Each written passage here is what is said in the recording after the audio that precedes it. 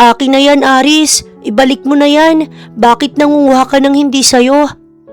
Pilit na kinukuha ni Lara ang raketa sa batang lalaki na si Aris. That's a lie. Binigay kaya sa akin to nila Marco. Pagtukoy ni Aris sa mga kalarong basta na lamang tumakbo at iniwan ng raketa ng badminton. Ibalik mo sa akin yan.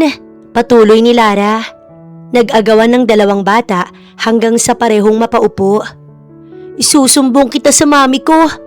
Umiiyak ang batang babae habang kinukuskus ang mga mata. Isusumbong din kita sa daddy ko. Sabay na tumakbo ang dalawa sa magkaibang direksyon. Nang makarating sa magkatabing bahay, pumasok doon ang mga bata. Mami? Napakunot noo si Marilu nang marinig ang umiiyak na anak. Kabababa lang niya sa mesa ng baking tray mula sa oven kung saan ang binake niyang mga cupcake. Hinubad niya ang suot ng isang kamay na oven gloves. Anak, bakit? Agad niyang sinalubong ang kaisa-isang anak na si Lara. Nag-aalala siyang bumaba rito at humarap. Anong nangyari? Inaway po ko ni Aris. Kinuha niya yung raketa ko. Aris? Nagtatakang tanong ni Marilu. Yung bagong kapitbahay po natin. Diretso ang naging tingin ni Marilu kung nasaan tanaw ang katabing bahay. Hindi niya pa nakikita ang batang tinutukoy ng anak niya. Pagkaraan, niyakap niya ang 8 taong gulang na si Lara tsaka ito pinatahan. Huwag ka nang umiyak anak. Ganito na lang, kapag nakita ko siya, pagsasabihan ko siya at itatanong ang raketa mo ha? Opo, Mami. Hinawakan ni Marilu ang anak sa kamay. Iginiya ito sa silya, kaharap ang mesa. Naroon na mga nakahalerang cupcake na order sa kanya. Tikman mo anak at sabihin mo kay Mami kung masarap o hindi ha. Inabutan niya ito ng isang piraso. Napangiti siya nang kagatin nito ang cupcake habang may luha pa rin. Ang sarap po Mami. Pwede mo ba akong tulungang ilagay sa mga kahon ng mga yan anak? Opo. Nagsimula silang mag-ina sa paglalagay ng cupcake sa kahon. Lihim na pinanood ni Marilu ang anak niya. Alam niyang natural sa mga bata ang away-bati, pero hindi aabot sa puntong masasaktan ito. Dad, she's trying to get the racket from me. Binigay kaya yun sa akin ni Marco. Kinaumagahan, inaasikaso ni Silas sa agahan ang nagrereklamong anak. Suot niya ang long sleeve at tie habang ang suit nakasampay sa silya. Nang makalapit sa mesa, sinalinan niya ng gatas ang cereal nito. So what did I tell you? Natahimik ang batang lalaki. Siya ay umupo sa silya at kinuhang tinimplang kape. Aris John Ramirez, huwag kang makipag-away. Nakasimangot na tugon ng batang lalaki. Always remember that, okay? Pero ang batang babae na yun ang umaway sa akin, Dad. What? Aris, I teach you how to be respectful towards them, right? Desmayadong saad niya. Nakayuko lang ang anak na nakasimangot pa rin. Sinilip ni Silas ang mukha nito at malumanay na nagsalita. I don't want that to happen again, understand? Yes, Daddy. You should enjoy your summer vacation. Meet new good friends, okay? Opo, Dad. Dumukwang siya para guluhin ang buhok ng 9 na taong gulang na si Aris. Kilala niya ang anak niya. Hindi ito katulad ng ibang pilyo. Sigurado siyang gusto lang nitong magkaroon ng kaibigan. Ayos na pala ang bike mo anak. Doon lang nag-angat ng tingin at kumislap ang mga mata ng batang lalaki. Tumalon ito pababa ng silya pagkatapos ay lumapit sa kanya. Really Dad? Ayos na po ang bike ko? Yes, at inayos ko yun kagabi. Niyakap siya ni Aris na nakangiti niyang tinanggap. Hinaplos-haplos niya ang ulo nito. Thank you Daddy Attorney. Ngiti-ngiti ang batang si Aris nang lumabas ng gate sakay ng bisikleta. Lumampas ito sa katabing bahay ng batang babae na si Lara. Sandali lang si Mami sa law firm. Naroon ang tita Joanne mo at magdi-deliver ako ng cupcakes, okay? Opo, Mami. Pwede po ba akong magbike? Sinulya pa ni Marilu ang kulay pink na bisikleta ng anak na nasa ibaba ng teres. Bago tinitigan ng anak na nakangiti at may pakiusap ang mga mata. Basta ba ipapromise mo na mag-iingat ka at makikinig kay Manang Telma?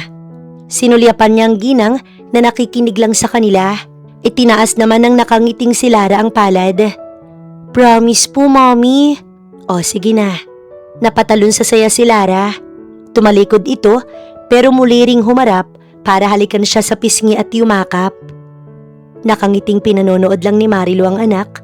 Natulak ang bike nang lumabas ng mababang gate ng kanilang bahay. Nang mawala ito sa paningin niya, nagbaling siya sa kasambahay na siya ring napag-iiwanan niya sa anak niya. Mauna na ho ako, Manang Telma. Ingat po kayo, Mama. Binuksan niya ang pinto ng kotse at sumakay. Nasa backseat ang mga kahon ng kanyang pa-order. Isa siyang pastry chef noong dalaga at nagtrabaho sa isang hotel. Nang dumating sa buhay niya si Lara, pinili niyang magnegosyo sa bahay at nagpapasalamat siyang patuloy na mayroong sumusuporta sa kanya. Tingnan niyo si Lara, may bike din siya. Mula sa lilim ng puno ng village ay nakahinto ang bike ni Aris kasama sina Marco at Jordan. Tinanaw ni Aris ang batang babae na parating. Anong gagawin natin sa kanya ngayon? Tanong ni Jordan. Kunin kaya natin ang bike niya? Sagot ng nakangiting si Marco. No. Napatingin kay Aris ang dalawang batang lalaki. That's not a good idea. Babae siya, dapat irespeto natin siya. Parang matanda na kung paano sinabi iyon ni Aris. Natawa si na Marco at Jordan. Inakbayan pa ito ni Marco at tumapat sa tenga nito. Kaya nga Aris, babae siya kaya wala siyang lugar dito. Tiningala ito ni Aris. Hindi. There she is. Naputol ang pagtutol ni Aris nang magsalita si Jordan. Agad na napapreno si Lara nang humarang ang mga batang lalaki. Sakay din ng mga ito ang bisikleta. Dahil hindi agad nakapagbalanse, ay bumagsak ang batang babae patagilid at nabagsakan pa ng bike nito. Nakangiwing sinulya pa ni Lara ang nagtawanan na kapwa mga bata. Sigurado ka bang marunong kang magbike, ha? Kantsaw ni Marco habang natawa at itinuro pa ang mangiyak-ngiyak na paslit. Kawawa ka naman, pangaasar pa ni Jordan. Huwag ka na kasing gumaya sa aming mga lalaki na magbike. Doon ka na lang sa bahay nyo at maglaro ng Barbie. Dagdag ni Marco. Muling nagtawanan ang mga batang lalaki. Tiningnan ni Lara ang hindi kumikibo na si Aris hanggang sa tapikin ito sa balikat ni Marco. Halika na, iwan na natin ang lampa na yan. Sumakay ito sa bike, kasunod si Jordan. Akmang lalapit si Aris para tulungan ng batang babae nang tawagin ng mga kalaro. Wala itong nagawa kundi sumakay at sumunod sa mga ito. Sandali lang. Habol-habol ni Marilu ang magsasaradong pinto ng elevator. Agad namang pinindot iyon ng formal na lalaki na nasa harapan. Pumasok siya na alangan ng ngiti. Salamat. Anya sa lalaki na hindi kumibo at nanatiling tuwid ang tingin. Nang muling magbukas ang elevator, ay mas naging siksikan sa elevator. Pilit naman hindi hinayaan ni Marilu na tuluyang malukot ang hawak na paper bag kung nasaan ang mga kahon laman ng cupcakes. Nanunuot naman sa ilong ni Silas ang magkahalong mocha at tsokolate na tila umiikot sa loob ng elevator. At sigurado siyang ang naaamoy ay mula sa katabi. Pasimple niyang sinilip ang bitbit nito. At nabitin ang pagtingin niya nang bumukas ang elevator at nagmamadaling lumabas ang babae. Nasundan na lang niya iyon ng tingin at napalunok nang makaramdam ng pagkatakam sa dala nito. Good morning, sir. Sinalubong si Silas ng executive assistant na si Annie sa law firm nang makapasok sa loob. Kaliwat kanan ang bumabati sa kanyang mga kapwa-abogado. Tumango siya sa mga ito at nagpatuloy sa pagpasok sa sariling opisina. Inokupahan niya ang silya matapos ilapag ang bag niya. What's my schedule for today? Sir, clear po ang schedule this morning. By afternoon po, 2 p.m. ang meeting ninyo with the board and 4 p.m. po ang court appearance ninyo sa Makati Trial Court. Got it. Thank you, Annie. Sige po, sir. Please wait for your coffee. Tumalikod na ito nang muli niyang tawagin. Agad naman itong humarap. Yes, sir? Can you get me something sweet? Of course, sir. Tumango si Silas at ngumiti. Si Marilu ay nasa mesa ng abogadong kaibigan na si Joanne. Ipinatong niya sa mesa nito ang ilang kahon ng cupcakes. Bibili ako ng 3 box, Mare. Alam mo bang kagabi ko pa to hinahanap-hanap? Ako rin, isang box, Lou. Ipinatikim sa amin ni Joanne ng mga homemade cupcakes mo. Talagang nakakasira ng diet. Wika naman ng kaopisina ni Joanne. Napangiti siya at agad na inabot sa mga kasama ni Joanne ang mga kahon. Tiningnan niya ang kaibigan na kumukuha ng pera sa wallet. Bago raw ang boss nyo? Tanong niya sa mahinang boses. Oo, single dad at sobrang gwapo. Ayos lang ba na may nagtitinda ng ganito dito sa firm nyo? Baka magalit yun. Magpaalam kaya ako? Hindi, nakumare. Ayos lang sa kanya. Ang sabi niya nga kahapon, nung official announcement. Napakunot noo si Marilu nang kunwaring may ayusin na kurbata ang kaibigan at ginawang baritono ang boses. I don't care about your personal dilemmas or needs. Whether you eat, go grocery shopping, or sell goods, that is none of my business. Just do not bring those habits into the courtroom. In court, a lawyer must be presentable and respectable. Abogado ka nga. Na-memorize mo ang ganoong kahabang English? Nakangiting sagot niya. Samantala, nilipat-lipat ni Silas ang mga portfolio. May hinahanap siyang dokumento.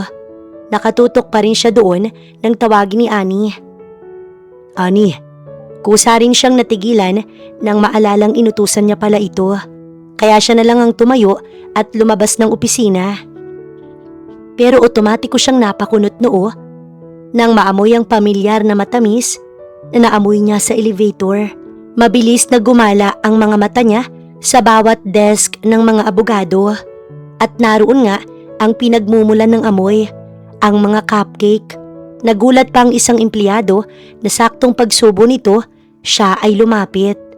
Sir, anito. Tumayo ng tuwid pagkatapos ay nagmamadaling pinunasan ng paligid ng labi. Pasensya na po sir, hindi pa po kasi ako nakakapag-breakfast. Where did you get that? Sir? Tumaas ang magkabilang kilay ng empleyado. Napatingin si Silas sa babaeng galing sa isang mesa na eksaktong nakita niya sa loob ng elevator. Sir, siya po ang binilhan namin. Hey! Napahinto si Marilu sa malakas na boses na iyon. Lahat naman ng abogado nabitin sa pagsubo ng cupcake. Dahan-dahang lumingon si Marilu. Kumurap ang mga mata niya nang makita ang lalaking nagbukas kanina sa kanya ng pinto ng elevator. Alangan siyang ngumiti rito. Sir? Pinanood niya ang paglapit nito bago pa simpleng tinago sa likod ang paper bag na isang kahon na lang ang laman. Agad na lumapit sa kanya si Joanne. Sir, kaibigan ko po si Marilu. Dumaan lang po siya para magpa-legal advice. Napakunot noo siya sa narinig na dahilan ng kaibigan. Pasimple siya nitong hinawakan sa braso, kaya pilit siyang ngumiti. Attorney, ikaw yung may dalang cupcake sa elevator kanina, right? Nagkatingin ng sina Marilu at Joanne. Kaswal na kinuha nito ang wallet bago siya inabutan ng pera. How much? Ang alin ho? Yung box of cupcakes. Pasimple siyang binangga sa balikat ng kaibigan. Mukhang magiging customer mo na rin si sir. Mabilis ang mga kamay ni Marilu na inilabas ang huling kahon. Heto ho sir, 500 ho, 6 pieces, assorted flavors na po yan. Seryosong tinanggap nito ang inabot niya at ibinigay sa kanya ang kulay asul na perang papel. Keep the change. Hindi ho, may susukli ho ako. Natigilan siya sa pagkutkot ng sariling bag nang makitang tumalikod at umalis na ito. Pinanood na lang ito ni Marilu pumasok sa loob ng opisina hanggang sa nakangiti siyang balingan ng kaibigan. Mukhang interesado si Sir Silas sa homemade cupcakes mo. Mabuti naman, may dagdag customer ako pag pumupunta rito sa law firm. O sige na, bumalik na kayo sa trabaho nyo. Mauna na rin ako, Mare, salamat. Ingat ka, Mare. Nang makasakay ng elevator, tumunog ang cellphone ni Marilu. Naroon ang pangalan ng kasambahay. Agad niyang tinapat iyon sa tenga. Hello, Manang. Naku, Ma'am Marilu, si Lara po umiiyak na umuwi at may mga sugat. Ano ho? Bakit po? Ano raw ang nangyari? Sabi niya, inaway daw siya ng mga kalaro niya. Rinig niya ang iyak ng anak habang kausap ang ginang. Sige ho, pauwi na ako. Nagmamadali niyang pinindot ang button ng elevator. Inalala niya ang pagbibisikleta nito. Nang magbukas, mabilis siyang sumakay ng kotse pa uwi. Sa bahay, lumabas sa teres ang umiiyak na si Lara. Naroon si Aris. Nagpunas ng mga luha ang batang babae. "Anong ginagawa mo rito?" Lumapit si Lara, tsaka ito tinulak-tulak. "Why are you pushing me? Isusumbong kita sa daddy ko, abogado siya. Isusumbong din kita sa mami ko, isa siyang pastry chef." Napangiti si Aris. "Anong magagawa ng isang baker sa abogado? Umalis ka na." "Talaga?" Tumakbo ang batang lalaki palabas. Si Lara naman, nagpatuloy sa pag-iyak. Nagmamadali si Marilu sa pagpasok ng gate. Ibinaba niya agad ang bag at nilapitan ng anak na naroon sa teres. "Mommy, ayos ka lang ba anak?" "Sila Aris po, inaway na naman ako." "Nasaan siya anak? Kailangan ko siyang makausap." Nang lumabas silang mag-ina, nagtungo sila sa katabing bahay. Otomatikong tumindig ang batang lalaki na nasa labas. "Siya po, Mami." Turo ni Lara kay Aris. "Di naman ako ang umaway sa'yo. Ikaw lang kaya ang kasama nila Marco." Hindi siya makasingit sa pagtatalo ng mga bata hanggang sa mapatingin siya sa parating na itim na pick-up. Nagmamadaling bumaba ang isang lalaki mula roon na ikinakunot noo niya dahil nakilala niya ito. Agad itong nagdiretso sa batang lalaking paiyak na. "Daddy!" Yumakap si Aris sa ama. "What happened anak?" "Inaaway po nila ako." Sinundan ng tingin ni Silas ang tinuturo ng anak niya. Napakunot noo siya nang magtama ang mata nila ng babaeng kanina lang kaharap niya sa law firm. "You? Attorney?" Seryosong binalingan ni Silas ang mag-ina habang hawak sa kamay ang anak. "Is there a problem with my son? Bakit siya umiiyak?" Sinulyapan pa nito ang batang babae. "Hindi namin siya pinaiyak." "Are you saying he's crying for no reason? O kayong mag-ina ang dahilan?" Nagsalubong ang mga kilay ni Marilu sa naging tanong ng abogado. "Sandali lang attorney ha. Naturingan kang abogado pero nag-aakusa ka kaagad." "That's a question. I'm not accusing anyone here." "You're Lara, right?" Tumango naman ang batang babae. "Laging sinasabi ng anak ko na lagi siyang inaaway ng anak mo." "Hoy teka, ang anak ko ang laging inaaway ng anak mo." Palaban na sagot ni Marilu. Sarkastiko ang naging ngiti ni Silas nang magbaling sa ibang dako bago balikan ng tingin ng kaharap. Si Marilu naman ang humalakhak ng pagak. Pinamaywangan niya ang kaharap na kapitbahay. "Ang anak ko ang inaaway ng anak mo. Kaya nga kami nandito para makausap ko siya. Nakita mo ba ang sugat niya?" Inilihis niya ng bahagya ang suot na leggings ni Lara para ipakita ang gasgas na naroon. "Daddy, hindi po akong may gawa niyan." Tanggi ni Aris. "Narinig mo? You have no evidence that my son is the cause of that injury." Dismayadong napailing-iling si Marilu nang pagmasdan ng kapitbahay na umandar ang pagiging abogado. "Nagkamali ako na akalain na mabuting tao ang kapitbahay ko." Ngumiti lang si Silas. "Same here. Ang sama ng ugali mo, attorney. Pareho lang tayo." Tiningala ng dalawang bata ang ina at ama na galit na magkatitigan. Natatakot na kumapit si Lara sa suot ng kanyang ina. "Mommy?" Nakatitig pa rin si Marilu sa abogado nang hawakan ng kamay ng anak niya. "Halika na anak, tayo na lang magpasensya sa batang hindi natuturuan ng mga magulang." Otomatiko siyang tumalikod. "What did you say?" Pinigilan ni Aris ang ama sa pagsunod sa dalawa. "Please, Daddy." Sandaling napapikit si Silas. Bumaba at hinarap ang anak niya. Pinunasan niya ang mga luha nito. "I'm sorry anak. I promise you, I won't let anyone hurt you." Si Marilu naman, malakas na binagsak ang gate. Sandali pa siyang natigilan nang matanaw na magkayakap ang mag-ama. Agad siyang tumalikod at pumasok sa loob. Pinaupo ni Marilu ang anak na si Lyra. Lumapit siya dala-dala ang gamot. Umupo siya sa ibaba ng silya at sinimulang gamutin yun.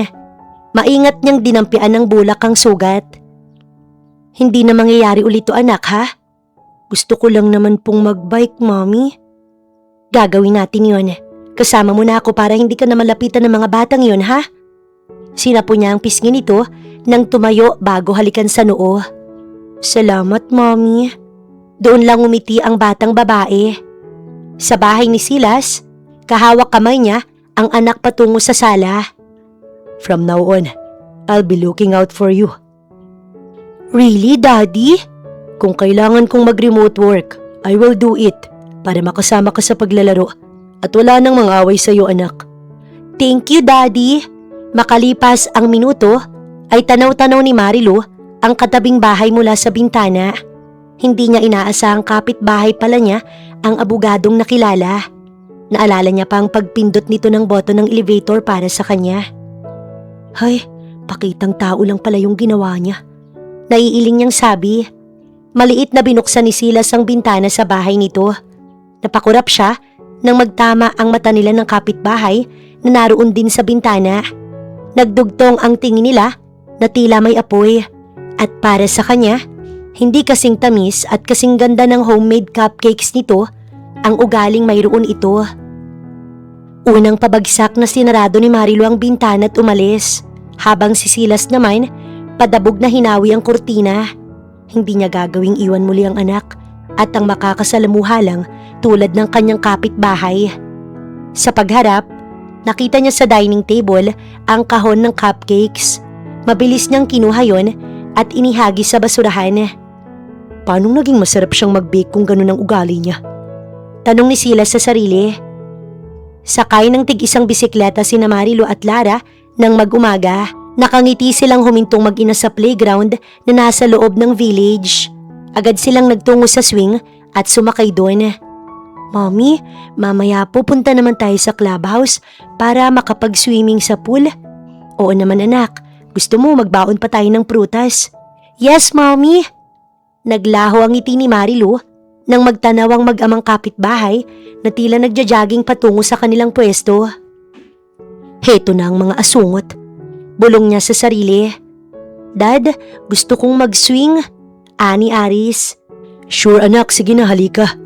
Nagpatuloy lang ang mag-ama sa tapat ng duyan. Nagtagpo ang mga mata ni Marilu at ni Silas. Oh no, Dad, mukhang naunahan na tayo. Mahinang sabi ni Aris habang nakatitig sa batang babae. Kami ang nauna sa swing. Pauna nang nakahalukip-kip na si Lara. Pero mukhang kanina pa kayo, ani Aris. Pero marami namang ibang pwede niyong gamitin ng daddy mo. But that's what I want. Let's go, buddy. Dito na lang tayo. Agad na pinutol ni Silas ang anak na halata ang inis. Iginiya niya ito palapit sa siso at seryosong sinulyapan ng ina ng batang babae na nakaupo rin sa duyan at maliit ang pagtaas ng kilay. Nang makaalis ang mag-ama, nilinga ni Marilu ang anak. Anak, alam mo, tayo na lang ang magpasensya sa ganoong bata. Excuse me? Napairap siya nang marinig ang pagsingit ng abogado.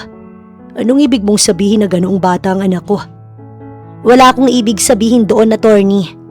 But your tone says otherwise. Inis na lumingon si Marilu sa ama ni Aris habang nakahawak sa swing.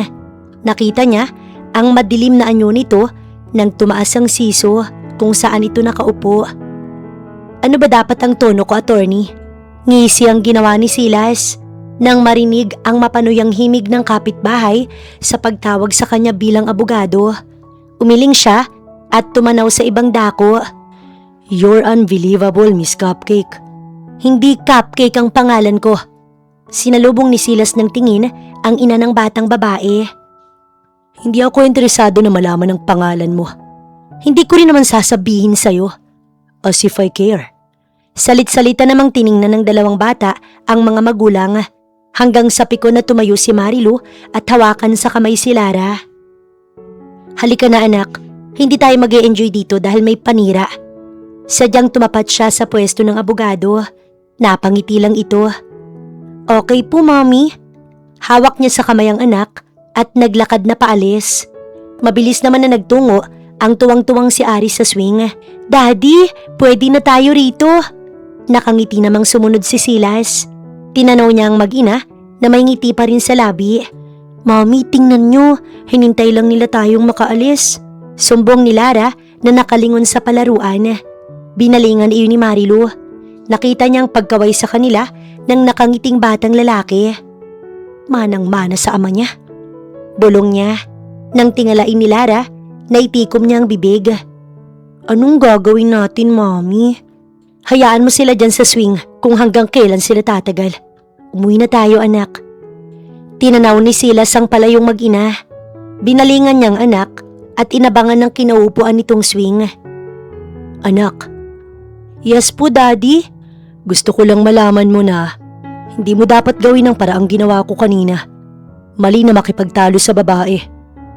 Kahit po nasa tama, Daddy, kahit tama, hindi tayo dapat makipagtalo sa kanila. It's better to be gentleman than to be right, anak. That's what makes you a real man. Tumangutango si Aris. Tatandaan ko po yan, Daddy. Ginulo ni Silas ang buhok ng anak bago muling tinanaw ang mag-ina. Nang makapasok ang bike ni Lara, sandaling hinarap ni Marilu ang anak. Lara, anak, hindi tama ang makipag-away, ha? Kung ganoon, bakit niyo po ginagawa? Natigilan naman siya. Pilit siyang umiti at hinawakan ito sa magkabilang braso. Dahil minsan, hindi naman maiiwasan ang hindi pagkakaintindihan. Pero ang tulad mong bata, hindi dapat ginagaya yon. Walang magandang idudulot ang pagtatalo. Dapat nakahanda tayong pakinggan ng isa't isa. Naiintindihan mo ba yon, anak? Opo, Mami. Ma'am Lu, kanina pa po tumutunog ang cellphone ninyo. Mula sa pinto, lumabas ang kasambahay na hawak ang kanyang cellphone. Iginiya niya ang anak na pumasok sa loob. Kinuha niya ang cellphone sa ginang.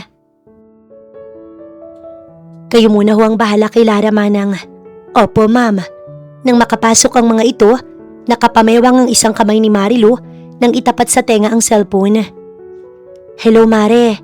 Busy ka ba sa pagbibake? Hindi naman. Galing kami sa labas eh. Sinamahan ko ang inaanak mo sa paglalaro. Lagi kasing inaaway ng mga bata rito sa village. Ganun ba? Hayaan mo, sasabihin ko kay Lara. Bibilahan ko siya ng laruan at bibisitahin dyan. Ani Joanne. Sasabihin ko yan sa kanya, Mare. Bakit ka nga pala napatawag? Nagpapa-order ang mga kasama ko ng cupcakes. Send ko na lang ang list sa'yo. Sige, Mare, salamat. Kabababa lang ng mag-amang Silas at Aris ng sasakyan. Hawak ng batang lalaki ang basketball at nagdidribble-dribble ng makauwi. Catch, Daddy! Sa paghagis nito ng bola sa ama, tumalbog iyon sa gate ng kapitbahay. Nilingon ni Silas ang anak. I'm sorry, Dad. I didn't mean it. Napabuntong hininga siya bago sinulyapan ng harap ng tarangkahan. Dad? Nag-aalalang tawag ni Aris sa kanya.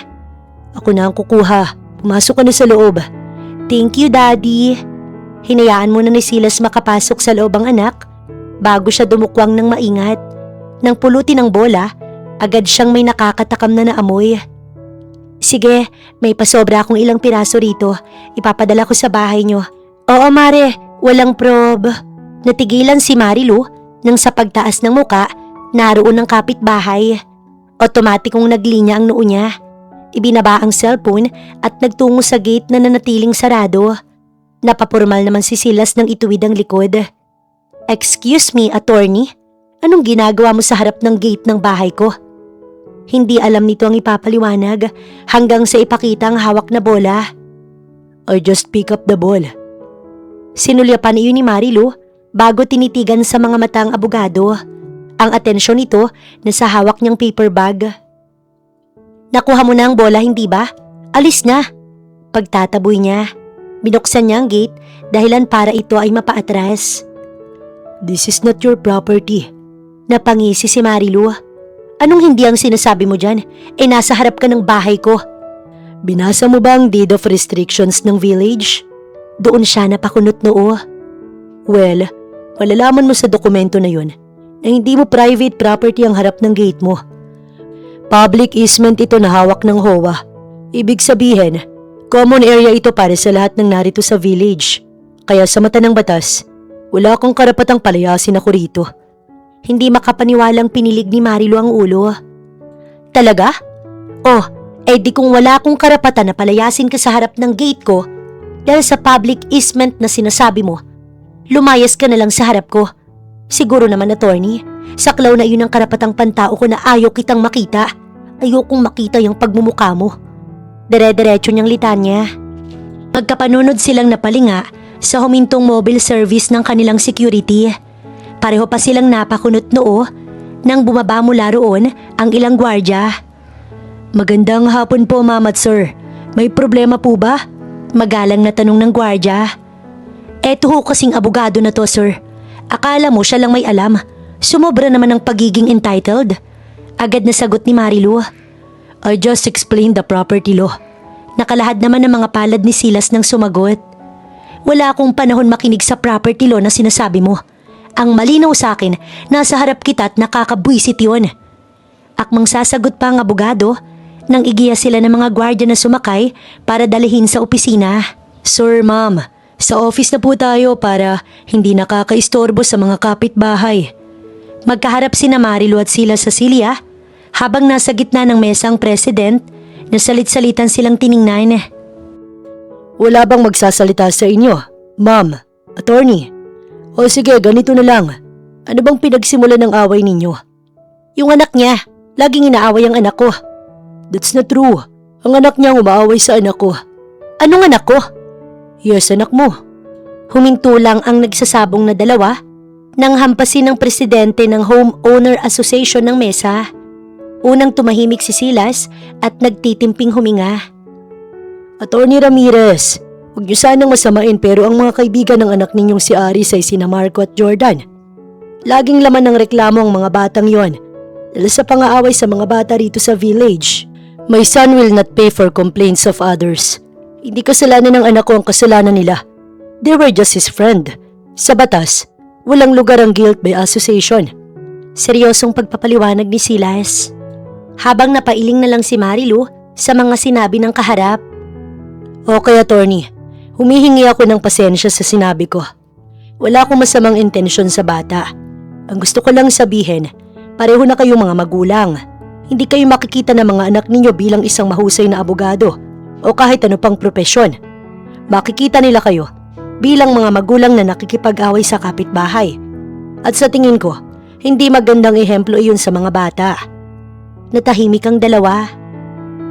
Umaasa akong maayos ninyo ito. Magkapit-bahay kayo at ang mga magkapit-bahay. Dapat nag-uunawaan at nagmamahalan. Nagkatinginan sina Marilu at Silas. Tumayo ang presidente ng homeowner kaya tumindig na rin ang dalawa. Magkamay na kayo para sa kapayapaan. Walang nagawa si Silas kundi maunang ilahad ang palad. Tinanggap naman iyon ni Marilu. Naghinang ang mata ng dalawa. O diba, ang ganda ninyong tingnan. Bagay na bagay nga kayo. Napahinto ang presidente sa sasabihin nang sabay na balingan ng dalawa. Ibig kong sabihin, bagay na bagay kayo bilang magkapit-bahay. Alangan itong patuloy. Muling nagtagpo ang tingin ng dalawa. Unang lumabas si Marilu ng opisina. Sinimulan niyang maglakad. Ramdam niyang nasa likuran ng kapitbahay na si Silas. Nang magtaas ng muka, ay lumaki ang mga mata niya nang makitang rumaragas ang sunod-sunod na mga bisikleta. Sakay ang mga batang lalaking nagtatawanan. Palapit na iyon sa pwesto niya habang siya hindi makagalaw. Bago pa siya mabangga ng mga iyon, may matuli na humablot ng kanyang braso. Sa paghila ni Silas kay Marilu, pareho silang nawalan ng balanse.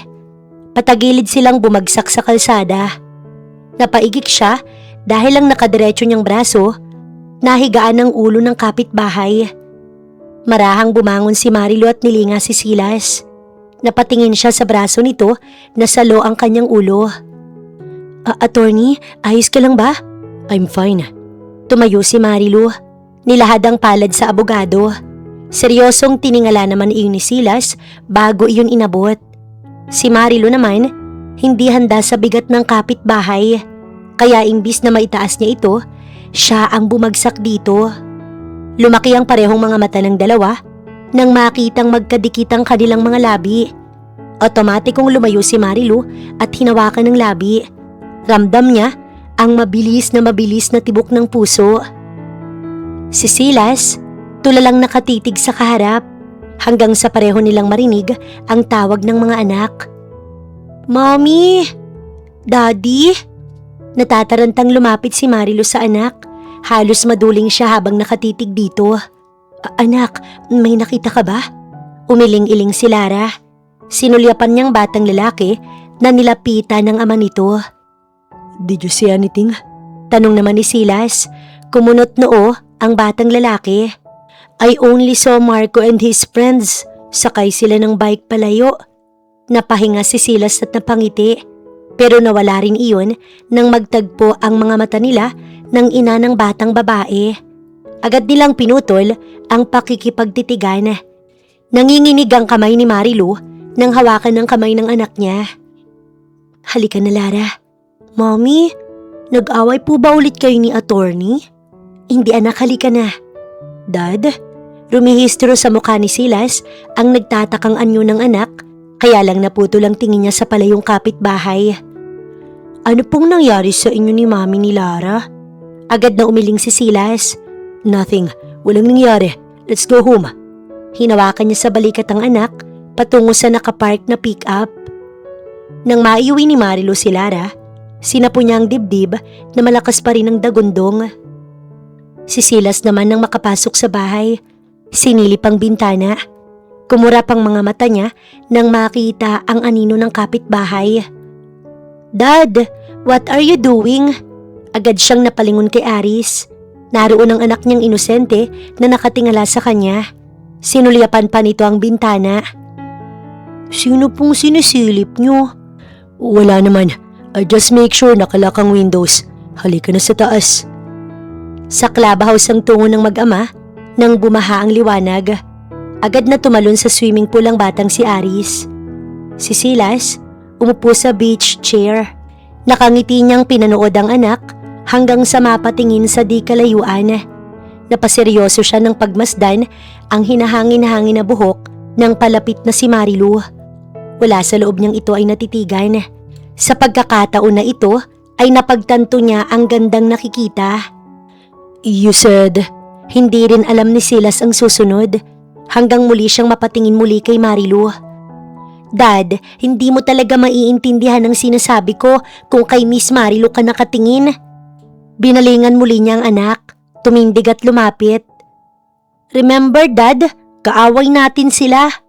Seryoso itong pinakatitigan ni Silas. Hindi tamang may kaaway anak. Pero hindi rin natin sila kaibigan, Daddy. Kahapon nag-usap na kami. Kaya anak, yumuko si Silas para pagkatitigan ng anak. Dad, please, lumayo ka na muna kay Marco at sa mga kaibigan niya. Tumango ang sumeryosong bata. Yes, Daddy. Alam ko naman pong they are not a good influence on me. Anak, gusto kong maintindihan mo na hindi masamang pakikipagkaibigan. But I also want you to understand that you can choose a friend. I understand, Daddy. Next time na ibuli nila si Lara, I will stand up for her. That's what a true friend means, anak. You don't have to stop or hold back when you want to do something right. Thank you, Dad. O sige na, mag-swimming ka na. Nakangiti siyang tumango at pinanood ang anak na muling lumangoy sa swimming pool. Abala si Marilu sa cellphone habang nakaupo sa silya sa harap ng mesa sa tabi ng pool. Naglilista siya ng mga pa-order ng cupcakes. Nang itaas ang tingin, natanaw niya ang kapitbahay. Seryosong pinagmasdan niya ito habang nakangiting pinanonood ang anak sa swimming pool. Hindi naman niya maitatanggi ang pisikal nitong anyo. Pero higit doon, hinahangaan niya rin ang pagiging magulang nito. Hindi rin naman niya pwedeng makalimutan ang kabutihan nito para sa kanya. Sigurado siyang hindi naman talaga pakitang tao. Nagulat pa si Marilu nang masalubong ang tingin ng abogado sa malayo nang lumingon ito. Agad siyang umiwas. Sakto namang tumunog ang kanyang cellphone. Natataranta niya iyong tinapat sa tenga ng tumayo. Hello, Mare? Sinulyapan niya ang anak na nakaupo at nakatubog ang mga paa sa swimming pool bago tiningnan ng cellphone na napuputol ang linya. Anak, sandali lang ha. Hahanap lang ako ng signal. Pagkatapos kong kausapin si Tita Joanne, pwede ka nang maligo. Opo, Mommy. Tumalikod na si Marilu at naglakad para marinig ng mas malinaw ang sasabihin ng kaibigan. May ngiti niya pang tinanaw muli ang anak niya. Mula sa pagkakaupo sa gilid ng swimming pool, tumayo si Lara nang lapitan ni Marco at Jordan. Bakit ayaw mo pang mag-swimming? Nakangising tanong ni Marco. Baka naman hindi siya marunong lumangoy. Natatawang dagdag ni Jordan. Tingnan natin. Itinulak ni Marco ang batang babae na nahulog sa pool. Tulong! Pilit na umaahon si Lara habang nakataas ang mga kamay. Habang nakangiting pinanood lang ito ng pilyong sina Marco at Jordan. Sa pag-ahon naman ni Aris, nakita niya ang eksenang yun. Agad nitong nilingon ng kanyang ama. Daddy, si Lara! Mabilis na sinundan ng tingin ni Silas kung nasaan naroon ang atensyon ng anak. Kitang-kita niya ang batang babae na nalulunod at hindi napapansin ng nagkakasiyahang mga tao sa paligid. Idagdag pa ang malakas na tugtog. Agad siyang tumalon sa tubig para sakluluhan ng bata. Natigilan naman ang lahat at natahimik nang sumigaw ang dumating na si Marilu. Anak! Lara! May umalali na mga lalaki sa batang babae para ito ay maiahon. Wala itong malay ng ihiga, kaya agad na dinaluhong nang nag-aalalang si Marilu ang anak. Sa pagkakataranta, hindi niya alam ang gagawin. I can help. Napahinto ang hinihingal pa na si Silas nang hawiin ng ina ni Lara. Ramdam niya ang pagtulo ng tubig sa buhok habang pinagmamasdan ng kapitbahay na mangiyak-ngiyak at tinatapik sa likod ang anak. Hanggang sa sunod-sunod na mapaubo ang nagkamalay na batang babae. Agad na itinagilid ito ni Marilu para ilabas ang tubig na galing sa katawan. Mommy! Iyak ni Lara nang balingan siya. Niyakap agad ito ni Marilu. Nandito si Mami anak, ano bang nangyari? Tinulak po nila ako. Sinundan ni Marilu ng tingin ang itinuro ni Lara. Naroon ang 3 batang lalaki, sina Marco at Jordan na baka sa takot ang anyo. Nagtapos ang tingin niya sa anak ng kapitbahay. Nilapitan naman ni Silas ang anak niya. Hindi nila kasama ang anak ko. Irereklamo ko kayo. Sandali, please. Sinubukang pigilan ni Silas sa braso si Marilu pero hindi siya nito pinansin. Pinuhat ni Marilu ang anak at umalis ng clubhouse. Tiningala naman ang nag-aalalang si Aris ang ama. I did not do anything, Dad. Alam ko, anak. Isang marahas na hininga ang pinakawalan niya at sinundan ng tingin ang mag-inang palayo na. Sa hospital, inalalayan ni Marilu na bumaba si Lara. Tinabihan niya ito sa kama at hinawakan sa kamay. Nagpapasalamat siyang maayos ang lahat ng test na ginawa rito. At kung hindi ito nasakluluhan agad, baka tuluyan na itong nalunod. Kamusta ang pakiramdam mo, anak? Maayos na po, Mommy. Patawarin mo ko, anak. Kasalanan ko, hindi dapat kita iniwan. Hindi po, Mommy. Kasalanan po ito ni Marco. Tinulak niya ako. Bago po ako tuluyang malunod, nakita ko po si attorney. Kumisap ang mga mata niya sa narinig. Niligtas po niya ako. Narinig ko si Aris na tinawag ang daddy niya. Ginawa nila yon? Opo, Mommy. Hinawi niyang buhok ng anak. Kung ganoon, dapat tayong magpasalamat sa kanila. Tumango ang umiting bata.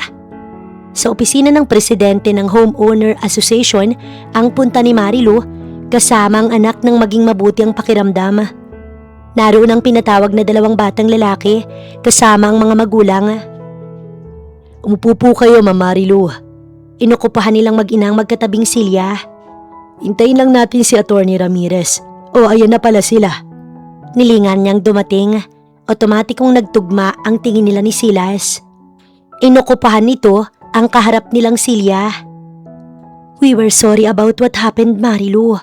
Kinausap na namin si Jordan ng daddy niya. Alam niyang mali ang ginawa nila. Pauna ng ina ni Jordan. Humihingi rin kami ng tawad. We will not tolerate Marco doing these things. Kaya bilang mga magulang, kung anong magiging desisyon mo irerespeto namin. Mapagkumbabang patuloy ng nanay naman ni Marco. Katulad niyo, magulang din ako. Kung anong ayaw niyong mangyari sa mga anak niyo, ganun din ako. Kaya sana maging leksyon to. Hindi lang sa akin kundi para sa inyo. Responsibilidad at pananagutan natin ang mga anak natin. Napatango-tango ang mga magulang niyang kaharap, pati na rin ang presidente. I'm sorry, Lara. Hindi ko na yun uulitin. Nakayukong paumanhin ni Marco. Sorry na Lara sa mga maling ginawa namin sa'yo. Dugtong naman ni Jordan. Tiningnan ni Marilu ang anak na si Lara. Huwag niyo na ulit gagawin yun sa kahit na sino, sagot naman ni Lara. Napatingin si Marilu sa mag-amang si Silas at Aris. Gusto kong humingi ng pasensya sa inyo, attorney. Lalo na sa iyo, Aris. Nagkamali ako sa pagbibintang sa iyo. Nagpapasalamat ako sa tulong niyo sa anak ko. Kayong mag-amang nagligtas sa buhay niya. Nagtagpo ang tingin nila ng abogado. Maliit siyang umiti rito. Bumaba ng silya si Aris at lumapit sa kanya. Pwede po bang may hilingin sa inyo, Miss Marilu? Hinaplos ni Marilu ang buhok ng batang lalaki. Ano yun, Aris? Pwede po ba kaming maging magkaibigan ni Lara? Napangiti siya't nilinga ang anak. Inilahad ng batang lalaki ang kamay dito. Friends? Sa halip na abutin yon, niyakap ni Lara si Aris.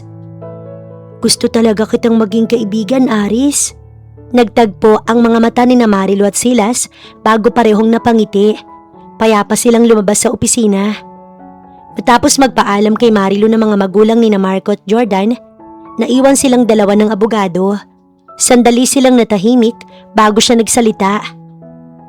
Attorney, pasensya na ulit. Hindi mo kailangang humingi ng pasensya. You're just being you. You're just being a mother. And you don't need to apologize for that. Magaan na putol sa kanya ng ama ni Aris. Naghinang ang mga seryoso nilang mata. Maraming salamat sa pagligtas mo sa anak ko. Kahit sino gagawin yun. Pareho tayong magulang. Marilu, like you, I will do everything for my child. Hindi pa naman siguro huli para magsimula tayo ulit, kapitbahay. Inilahad niya ang palad dito. May ngiting sinulyapan iyon ni Silas. Of course. Sabay silang napangiti hanggang sa mapatingin si Marilu sa mga kamay nila ng abogado. Yung kamay ko. Oh, I'm sorry. Nang magbitiw ay naghagod si Silas ng batok. Si Marilu naman may nahihiyang ngiti sa labi. Uuwi na kami ni Lara. Sumabay na kayo sa amin ni Aris. Nandito ang sasakyan ko.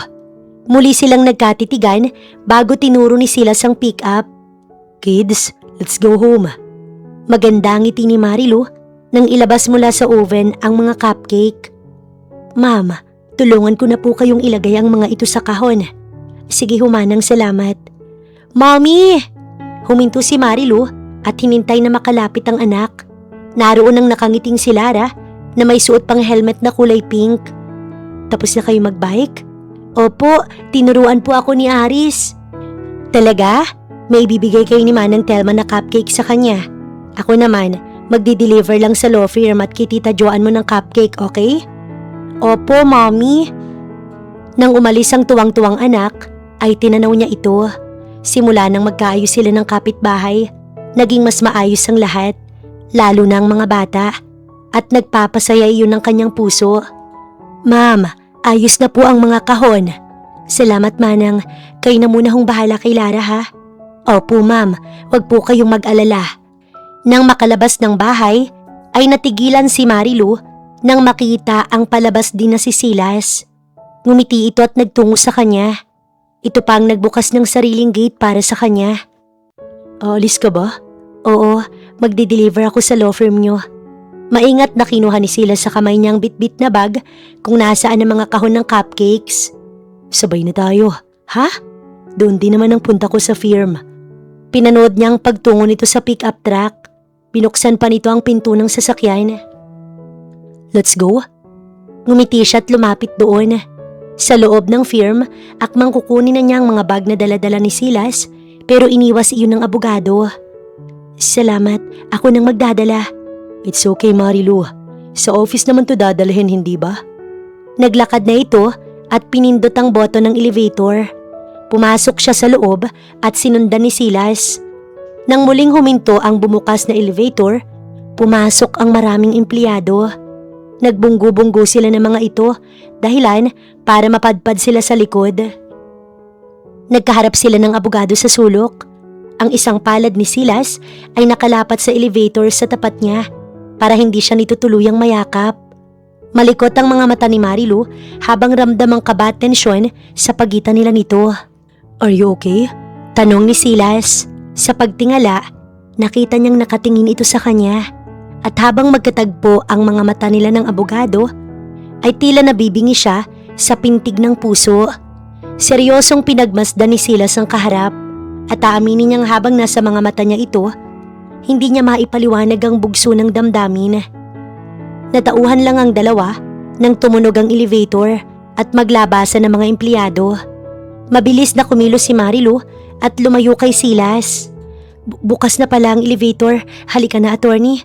Nagpatiuna siyang lumabas. Bumaba lang ang dibdib ni Silas ng sumunod. Sa wakas naman at nandito ka na Mare. Kanina ka pa namin hinihintay.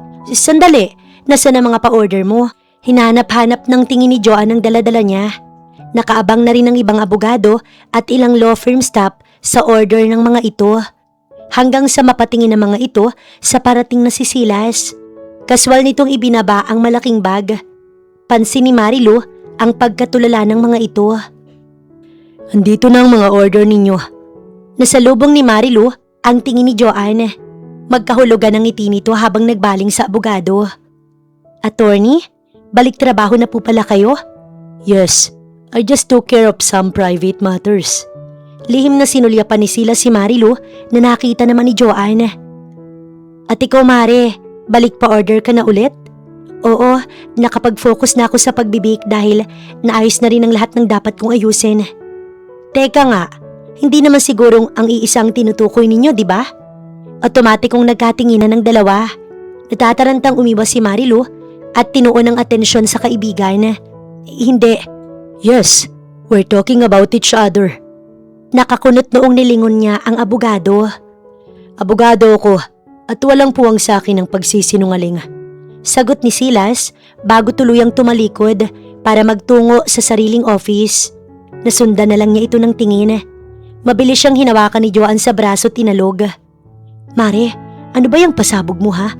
Mukhang may hindi ka sinasabi sa akin. Anong meron sa inyo ni Attorney Ramirez? Sinimulang ilabas ni Marilu ang kahon ng cupcakes. Ang kaibigan naman ni nakasilip at sabik na nakaabang sa kanya. Mare, magkapit-bahay kami. Kapit-bahay lang? Nilingon niya ito at tumango. Oo, kapit-bahay lang. Ano bang inaakala mo? Pero iba ang tingin ninyo ni attorney. Napailing na lang siya at inabot dito ang 2 kahon ng cupcakes. Alam mo, gutom lang yan Mare. Heto na ang mga order ninyo. Isang katok ang ginawa ni Marilu sa pinto ng opisina ni Silas pagkatapos maibigay ang mga order sa kanya. Come in. Binuksan niya ang pinto at pumasok. Attorney, may ibibigay lang sana ako. Lumapit siya sa mesa nito at ipinatong ang kahon ng cupcakes. How much? Hindi, tira lang yan.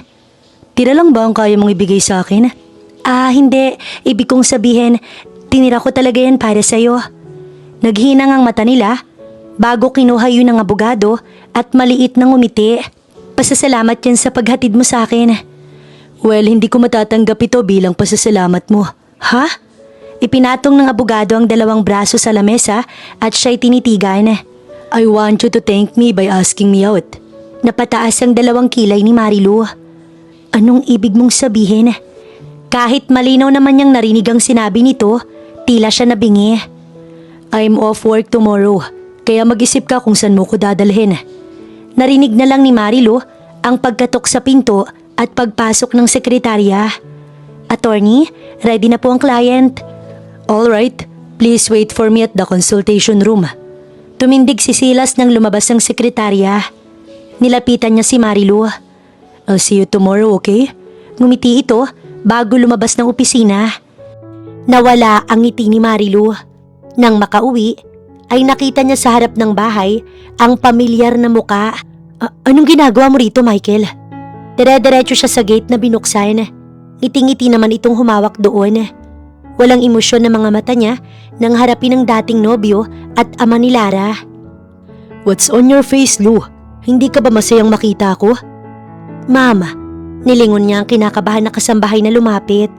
Gusto niya pong pumasok pero hindi ko po siya hinayaan. Tama ho ang ginawa ninyo. Si Lara ho nasaan? Nasa kwarto po't hindi ko pinalalabas. Kung ganoon balikan niyo na po siya. Ako nang bahala rito. Opo, ma'am.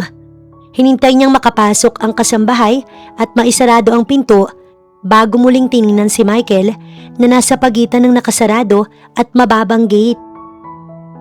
Anong kailangan mo? Teka, nakalimutan mo yatang anak ko ang anak mo. Gusto kong ipakilala mo ko sa kanya. Kailan ka tumayong tatay sa anak ko para maging parte ka ng buhay niya? Baka nakakalimutan mo. Nasa tiyan ko pa lang siya, iresponsable ka na. Kaya nga nandito ako, handa na akong bumawi. Nabago mo ba ang buhay mo? Ang alam niya patuloy pa rin ito sa walang sawang pag-inom, pagsasaya at pakikipagbarkada na dahilan kung bakit tinapos niya ang kanilang relasyon. Hindi niya nakikitang kaya nitong magpakaama, lalong magpakaasawa. Dahil kung hindi, walang saysay kung ipapakilala kita sa kanya. Akma siyang tatalikod nang hagipin nito ang kanyang braso. Gigil ang pagkakahawak ni Michael sa kanya habang nagtitimpi siyang tinititigan. Pero ako pa rin ang ama niya. Ayusin mo muna ang buhay mo bago ka pumasok sa inosenteng buhay ng anak ko. Umalis ka na bago pa ako tumawag ng pulis. Hindi pa tayo tapos. Galit nitong inalog ang gate bago sumakay ng kotse. Nahawakan ni Marilu ang brasong namumula. Nang maalala ang anak, nagmamadali siyang pumasok sa loob ng bahay at umakyat ng hagdan. Diretso siya sa kwarto ni Lara. Niyakap niya ito ng mahigpit nang tabihan sa kama. Mommy, bakit po? Marahang kumala si Marilu at hinarap ang anak niya. Wala naman anak, namiss lang kita. Namiss din kita, Mommy. Alam niyo po ba, nagbike kami ni Aris at nagpunta rin sa playground. Talaga? Opo, Mommy. Ang saya-saya ko nga po eh. Pinagmasdan niya ang nakangiting anak. Hindi niya sisirain ang payapang buhay nito. Hindi sa taong hindi ito kayang panindigan at mahalin. Lumabas si Marilu ng kwarto at bumaba ng hagdan. Naroon ang kasambahay na nababahala pa rin. Nakita ho ba ni Michael si Lara kanina, Manang? Hindi po, Ma'am. Pinasok ko agad si Lara dito sa loob. Salamat ho sa pagprotekta niyo sa anak ko, Manang. Siguradong hindi magugustuhan ni Lara na makita ang ginawa sa inyo ni Michael. Tama ho kayo. Kaya humalaki ang pag-aalinlangan ko na ipakilala si Michael sa bata. Oo, siya ang ama niya pero wala siyang karapatang guluhin ang buhay ng anak ko. Nang dumilim, ay naroon sa dining table ang nag-iisip na si Marilu. Iniisip niya ang susunod na gagawin ng dating nobyo. Alam niyang hindi ito hihinto. Hanggang sa marinig niya ang doorbell sa gate, agad siyang dinapuan ng kaba. Tumayo siya at tumanaw sa bintana. Lumuwag lang ang kaba niya nang matanaw ang kapitbahay na abogado na naroon. Mula sa gate, itinaas ni Silas ang biniling pagkain sa kapitbahay na nasa bintana. Sandali itong nawala bago bumukas ang pinto at lumapit sa gate na binuksan ito. Nag-take out ako ng dinner para sa inyo ni Lara. Mayroon din dyan para kay Manang Telma. Salamat. Tinanggap ni Marilu ang inaabot niya nang lumapit. Napakunot noo si Silas nang mapansin na tahimik ang kaharap at nakayuko lang. May problema ba? May pag-aalalang tiningnan ni Marilu ang abogado. Inokupahan nito ang maliit na espasyo sa kanila. Hey, may nangyari ba? You can tell me anything. Mababa at masuyo ang tono nito nang iyon ay sabihin. Pilit siyang umiti. Pilit na inihinga ang pag-aalala sa dibdib. Iniisip ko lang kung okay sa iyo ang playground bukas kasama ang mga bata. Of course. Actually, yan din sana ang gusto kong sabihin. Maliit na tumango si Marilu. Are you sure? Yun lang ang iniisip mo? Oo, huwag kang mag-alala. Kahit na hindi kumbinsido, ngumiti ng maliit si Silas. Itinapon niya ang tingin sa loob bago binalikan ito ng atensyon. Pumasok ka na. Masayang nagtatakbuhan sina Lara at Aris sa playground.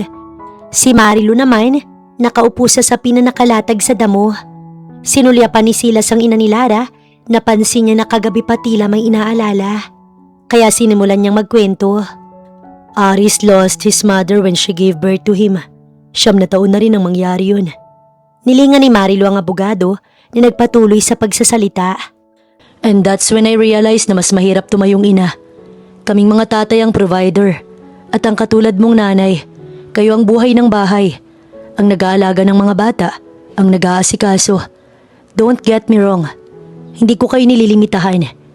I just know it's really hard to be a parent, especially taking the place of a mother. Ang totoo para sa akin, hindi nasusukat ang pagiging isang magulang.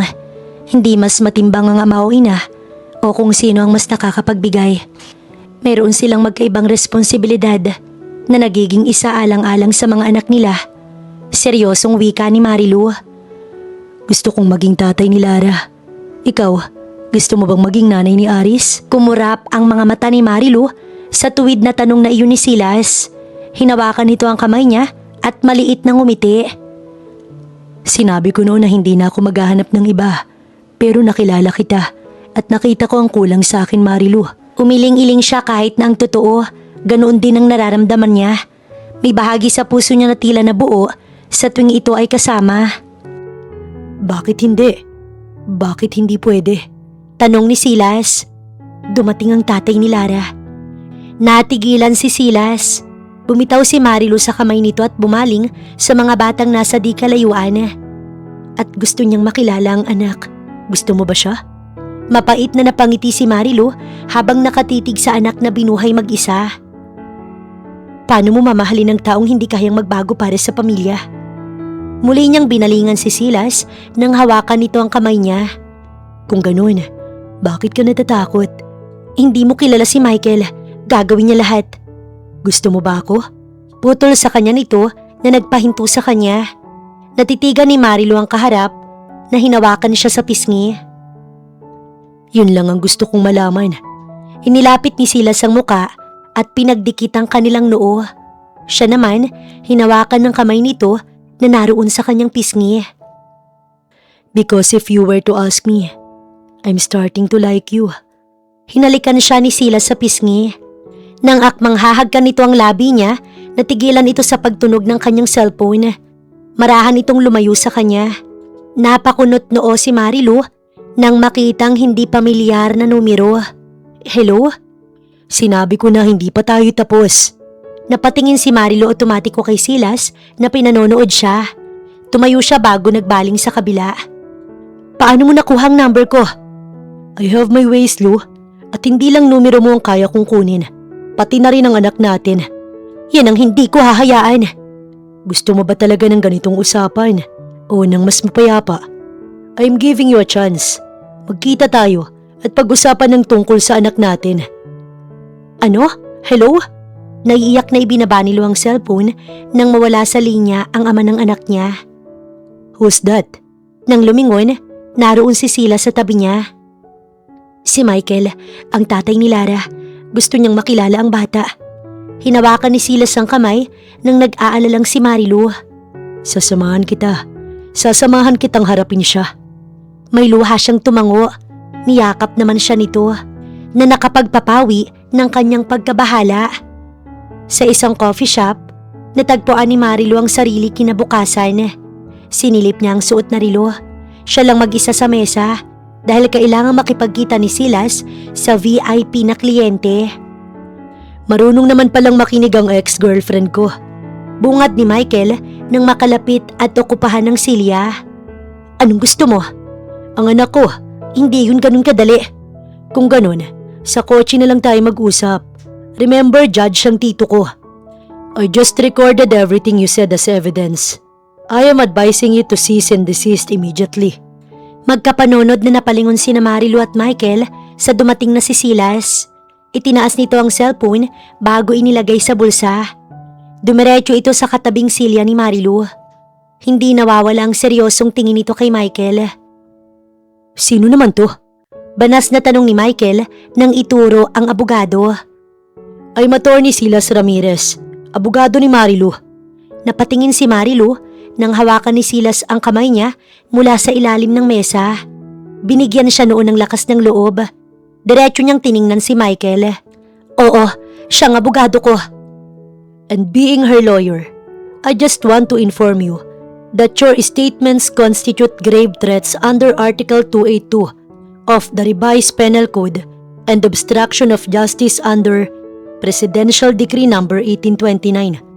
Furthermore, Invoking the name of a judge to influence a case violates Rule 137, Section 1 of the Rules of the Court, and the Anti-Graft and Corrupt Practices Act RA 3019. This matter will be referred to the Prosecutor's Office and the Judicial Integrity Board for appropriate action. Kaswal nang umisi si Michael kahit kita sa mga mata ang takot. Tingin mo may pakialam ako sa mga sinabi mo? Ako pa rin ang tatay ng bata at may karapatan ako sa kanya. Sa batas, hindi lang ang karapatan ng isang ama ang tinitingnan, kundi ang best of interest of the child. Yan ay naaayon sa Article 213 ng Family Code. Considering hindi kayo legally married ng kliyente ko, under Article 176 ng Family Code, sa nanay ang sole parental authority. Hindi nakakibo si Michael sa mahabang sinabi na iyon ng abogadong si Silas. Maaari mo pa ring makuha ang custody ng bata kung mapatunayan ng korte na may legal na batayan. Tulad ng unfit ang nanay, pumanaw o nagkaroon kayo ng agreement na apurado ng court order. Pero kung wala ang mga nabanggit na sitwasyon, mananatili sa nanay ang kustodiya ng bata. Nagdilim ang mukha ni Michael. Kaswal na ipinatong ni Silas ang magkahawak na mga kamay sa mesa. Kaya kung itutuloy mo ang kaso, nakahanda ako bilang abogado niya at ipanalo ang kaso. Nanggigil ng husto ang anyo ni Michael at salit-salitang tiningnan ng dalawang kaharap bago pinagkatitigan si Marilu. Siguro lalaki mo to, no? Dinala mo rito para ipagtanggol ka. Anong sinasabi mo? Tumahimik ka. Don't talk to her like that. Seryosong putol ni Silas matapos singhala ni Michael si Marilu. Ano? Kakasuhan mo ko ng harassment and violence? Hindi lang yun. I will file for a temporary protection order. Siguradong tugon ng abogado. Binalingan ni Marilu si Silas. Nakikita niyang handa silang mag-ina na protektahan ito. Hinigpitan niya ang hawak niya sa kamay ng abogado. Anong sabi mo? Akbang tatayo si Michael nang magsalita si Marilu. Ito ba ang gusto mong makita ni Lara? Ang pagiging bayolente mo, Michael? Sinasabi ko sa'yo, kung di ka magpapakatino, hinding-hindi ko hahayaang makilala mo siya. Pagkatapos nun, tumayo na si Marilu na sinundan ni Silas. Hindi naman makapaniwalang naiwan si Michael. Bumaba ang tingin ni Marilu sa kamay niyang hinawakan ni Silas. Sinulyapan niya ito. Salamat at dumating ka. Kung hindi ko alam ang isasagot ko sa kanya. Marilu, look at me. Sinusundan nito ang mga naluluha niyang mga mata. I will represent you as your lawyer. Hindi kita pababayaan. Kayo ni Lara. I will make sure bilang mga magulang, mapoprotektahan natin siya. Tuluyang pumatak ang luha niya ng tumango. Niyakap siya ni Silas ng mahigpit niyang sinuklian. Alam niyang kaya niyang protektahan at ipaglaban ang anak niya. Pero ngayon, may katuwang siyang bitbiti ng responsibilidad na yon dahil sa suportang handa nitong ibigay para sa kanya. Hindi dahil sa mga legal nitong kaalaman, kundi sa sensibilidad nitong maprotektahan at maipagtanggol silang mag-ina. Your Honor, ang pagiging ama, hindi lang isang legal na karapatan. May kaakibat itong responsibilidad. Hindi ito kung kailan lamang gustong gampanan. Ito ay panghabang buhay na obligasyon. Hindi namin hinihiling na hindi makilala ng bata ang kanyang ama. Hinihiling namin na protektahan ng walang muwang na bata mula sa paligid na mapanganib sa kanyang moral at psikolohikal na paghuhubog. At ang batas at ang hukumang ito tungkuling protektahan ng mga katulad niya. Natahimik ang loob ng korte matapos magsalita ng formal ang abogadong si Silas sa pagtatapos ng argumento. Tumangutango naman ang judge. Sinulyapan ni Silas si Michael na nakaupo sa unahan bago niya nilinga ang naiiyak na ina ni Lara. Matapos ang hearing, kasabay lumabas ni Marilu si Silas. Salamat. Lahat sila bumilib sa'yo kanina. Thank you, but I wasn't there to impress. Nandoon ako para sabihin ang karapatan mo bilang ina at protektahan si Lara. Napahinto siya at napatitig sa abogado. Sa mga lumipas na araw, alam niyang ginagawa ni Silas ang lahat para sa ikabubuti nilang mag-ina. Ngumiti siya rito. Salamat, Silas. Hindi ko alam ang gagawin ko kung wala ka. Lu, can we talk? Please, para sa anak natin. Biglang lumapit si Michael. Nilinga niya si Silas na may pag-aalala ang mga mata. Nang humakbang palayo si Michael, Akma siyang susunod nang pigilan nito. Would you be okay? Ngumiti siya ng maliit dito. Huwag kang mag-alala. Marahan siyang binitiwan ng tumangong abogado. Malalim ang naging paghinga niya ng maglakad. Hinahampas ng banayad na hangin si Marilu nang lapitan siya ni Michael. Anong sasabihin mo? Ayusin natin to. Magsama tayo para sa bata. Para mabigyan natin siya ng buong pamilya. Itigil na natin ang kasong to. Sinulyapan niya ang mga kamay ng dating nobyo sa magkabila niyang mga braso bago niya iyon ipiniksi. Na hindi ka nang hingi ng tawad sa ginawa mo. At ngayon hihilingin mo na maging isang pamilya tayo? Sarili mo lang talagang iniisip mo. Huwag ka nang magdrama. Hindi ako makikipagbalikan sa tulad mong mahal lang ang sarili. At sino bang may sabing hindi buo ang pamilya ng anak ko? Ipagmamalaki mo ba ang abogado na yun? Bakit hindi? Kung siya lang ang may kayang ipaglaban kami ng anak ko at wala kang pamilyang bubuuin dahil wala ka namang pamilyang binuo sa amin ni Lara. Itutuloy ko ang kaso para hindi makilala ng anak ko ang makasarili niyang ama. Mula sa kotse ay natanaw ni Silas ang parating na si Marilu. Sumakay ito sa passenger seat. Napatingin ito sa kanya nang hindi siya kumilos. Bakit? Sasama ka sa akin? Luminga si Marilu sa abogado. Oo Silas, alam ko na tanggap mo ang anak ko at iyon ang mahalaga. Mabilis siyang hinalikan ni Silas na ikinapikit ng kanyang mga mata. Tuwid ang mga mata nito sa kanya nang siya ay magmulat. Magiging buo tayong pamilya. Si Ari, si Lara, ako at ikaw. Gusto kong makasama ka at ang mga anak natin. Muling nagtagpo ang labi nilang dalawa bago marahang lumayo si Silas.